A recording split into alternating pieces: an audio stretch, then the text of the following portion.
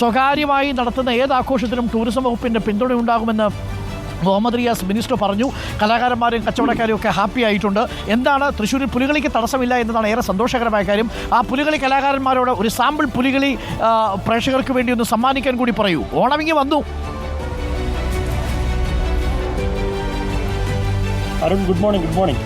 അരുണ, തൃശ്ശൂർ ആണ് ഞാനുള്ളത്, പൂങ്കുന്നത്താണ്. നമുക്കറിയാം തൃശ്ശൂരിനെ സംബന്ധിച്ചിടത്തോളം തൃശ്ശൂരുകാർക്ക് ആനയും പൂരവും ഒക്കെ കഴിഞ്ഞാൽ പിന്നെ ഉള്ളത് ഓണക്കാലത്തെ പുലിക്കളിയാണ്. 4ാം ഓണത്തിന് നഗരത്തിലിറങ്ങി ആളുകൾക്ക് മുഴുവൻ ആവേശം പകരുന്ന പുലികളുടെ കൂട്ടത്തിലാണ് ഞാനിപ്പോൾ നിൽക്കുന്നത് പൂങ്കുന്നത്താണ്. ഇവിടെ സീതാറാം നിർദ്ദേശം എന്ന് പറയുന്ന പുലിക്കളി കൂട്ടത്തോടൊപ്പമാണ് ഇവിടെ ഉള്ളത്. നമുക്കറിയാം നേരത്തെ ഒരു ആശങ്കയുണ്ടായിരുന്നു, ഈ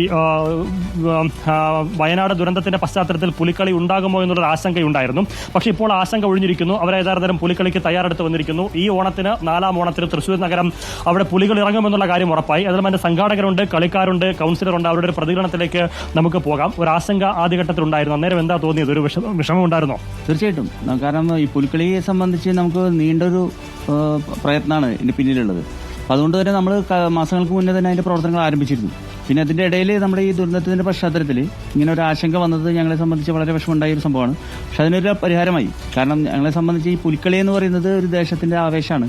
അപ്പോൾ അതിൽ യാതൊരു സംശയമില്ല. അപ്പോൾ അതുകൊണ്ട് തന്നെ എല്ലാവരും ഒത്തൊരുമിച്ച് തന്നെ ഈ ചുരുങ്ങിയ സമയം കൊണ്ട് ഇനി പുലിക്കളി വളരെ ഗംഭീരമായി നടത്തുന്നതിന് വേണ്ടിയിട്ടുള്ള ശ്രമത്തിലാണ്. അരുൺ, അതാണ് കാരണം. ഇവരുടെ പുലികളി എന്ന് പറയുമ്പോൾ പെട്ടെന്ന് ഇറങ്ങി കളിക്കുന്നതല്ല.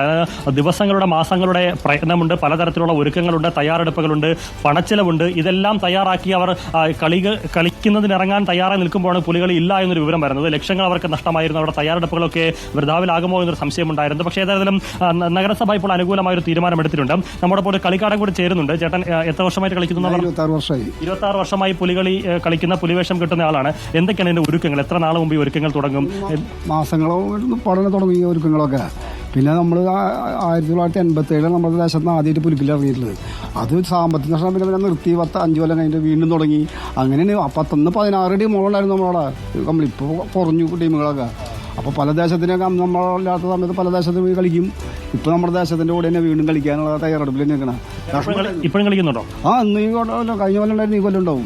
പുലികളെ കാണുമ്പോഴേ കുടവേറൊക്കെ കാണാറുണ്ട്, ഒതുങ്ങിയിരിക്കണല്ലോ. വയറ് പറഞ്ഞു, പനി പെട്ടുണ്ടായിരുന്നു, പനി പിടിച്ച് വയറ് പറഞ്ഞു. അപ്പൊ വയറില്ലാത്ത പുലിയായിരിക്കും എത്തോണ്ട് ഇറങ്ങാം. വയറുള്ളവരുണ്ട് ഞങ്ങളില്, ഇഷ്ടമുള്ള ടീമുണ്ട്.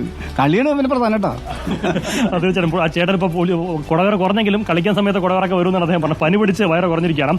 അവിടെ 11 ടീമുകളാണ് ആദ്യഘട്ടത്തിൽ ഈ പുലികളിക്കായി രജിസ്റ്റർ ചെയ്തിരുന്നത്. പക്ഷേ ഇപ്പോൾ ഈ ആദ്യം ഒരു അനിശ്ചിതത്വമൊക്കെ വന്നതിന് ശേഷം ചില ടീമുകൾ ഒഴിവാകുകയും പിന്മാറുകയും ചെയ്തു. നിലവിൽ 7 ടീമുകളായിരിക്കും അന്തിമമായി ഈ കളിക്കിറങ്ങി. ഒരു കൗൺസിലർ കൂടി നമ്മളിപ്പം ചേരുന്നുണ്ട്. നിങ്ങൾ ഈ കോർപ്പറേഷൻ വല്ലാത്തൊരു പ്രതിസന്ധിയാണ് ഇവർക്ക് മുന്നിൽ ഉണ്ടാക്കിയത്, പിന്നീട് അത് മാറ്റുകയും ചെയ്തു. എന്താണ് ഇപ്പോഴത്തെ തീരുമാനം? അതായത് ഇത് വയനാട് ദുരന്തമുണ്ടായപ്പോൾ മന്ത്രി ഒരു പ്രസ്താവന നടത്തി. അതൊരു ഉത്തരവായിട്ട് വന്നിട്ടുണ്ടായിരുന്നില്ല. ആ സമയത്താണ് മേയറും അതുപോലെ തന്നെ ഭരണസമിതി അംഗങ്ങളും ഉൾപ്പെടെ പെട്ടെന്നൊരു പ്രഖ്യാപനം നടന്നത്, പുലിക്കളി നിർത്തിവെച്ചു എന്നുള്ളത്. അത് പുലിക്കളി സംഘടനയെ സംബന്ധിച്ച് വളരെ പ്രധാനപ്പെട്ട ഒരു ആശങ്ക തന്നെയായിരുന്നു. അതറിയാം, അത് ഒരു കൊല്ലത്തോളം ഒരുക്കങ്ങൾ തുടങ്ങി. ഇത് അവസാനിക്കുന്ന ലാസ്റ്റ് ഘട്ടത്തിലാണ് ഇങ്ങനെ ഒരു 2 മാസം മുമ്പാണ് ഇങ്ങനെ പ്രഖ്യാപനം വരുന്നത്. അതായത് കോർപ്പറേഷൻ ഈ ദുരന്തം ഉണ്ടായതിനു ശേഷം പേര് രജിസ്റ്റർ ചെയ്യുകയും അത് 11 ടീമുകൾ രജിസ്റ്റർ ചെയ്യുകയും ചെയ്ത സമയത്താണ് ഇതുണ്ടായത്. അത് എടുത്തുചാടിയുള്ള ഒരു തീരുമാനമായി. പക്ഷെ അതൊക്കെ മനസ്സിലാക്കി തന്നെ മേയർ അതിൽ നിന്ന് മാറി. പുലിക്കളി സംഘങ്ങളുടെ സർക്കാരിന്റെ ഇടപെടലൊക്കെ കാരണം അത് മാറി. ഇപ്പോൾ പുതിയൊരു ഇതിലേക്ക് വന്നുകൊണ്ടിരിക്കുക. പക്ഷെ എന്താ വെച്ചാൽ വളരെയധികം സാമ്പത്തിക പ്രതിസന്ധി ഇപ്പോൾ നേരിട്ടുകൊണ്ടിരിക്കുകയാണ്. നമുക്കറിയാം, 1 മാസത്തോളം ഞങ്ങൾ സ്പോൺസർമാരെ സമീപിക്കാനോ അതിനെ പിരിവിനിറങ്ങാനോ ഒന്നും സാധിച്ചിട്ടില്ല. അതുകൊണ്ട് തന്നെ ഇപ്പോൾ ഇന്ന് മന്ത്രിയുടെ ഒരു പ്രസ്താവനയുണ്ട്. ടൂറിസം വകുപ്പ് മന്ത്രി ഇന്നൊരു പ്രസ്താവന നടത്തിയിട്ടുണ്ട്. നെഹ്റു ട്രോഫി വള്ളംകളിക്ക് 1 കോടി രൂപ കൊടുക്കുന്നത്. ഇവിടുത്തെ സംഘങ്ങൾ ഒരു 25 ലക്ഷം മുതൽ അതിനോട് അനുബന്ധിച്ചുള്ള ഏകദേശം ഒരു 11 സംഘങ്ങൾ ഒരു സംഘത്തിന് 25 ലക്ഷത്തോളം ചെലവ് വരുന്നത്. അപ്പോൾ അത് പരിഗണിച്ച് കഴിഞ്ഞ പ്രാവശ്യം നമുക്ക് സർക്കാരിൽ നിന്ന് ടൂറിസം വകുപ്പിൽ നിന്ന് 50,000 രൂപയാണ് കിട്ടിയത്.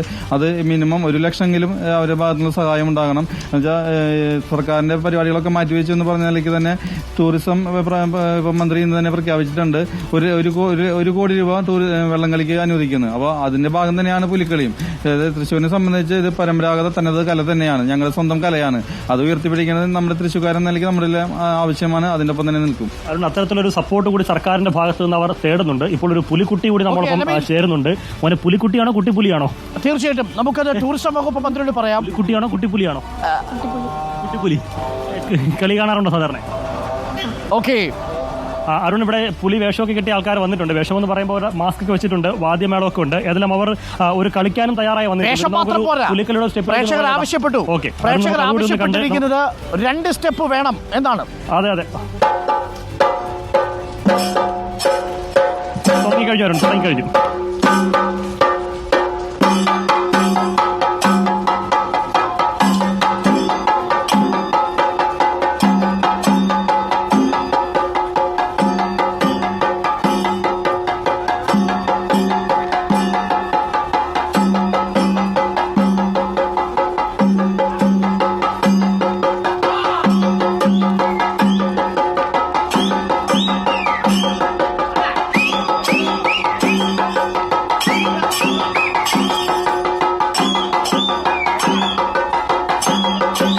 ഇങ്ങനെ നെഹ്റു ട്രോഫി വള്ളംകളിയായി, തൃശ്ശൂരിൽ എന്തായി, തൃശ്ശൂരിൽ പുലികളിയായി, കോഴിക്കോട് മിഠായി തെരുവിൽ ഹൽവ തയ്യാറായി.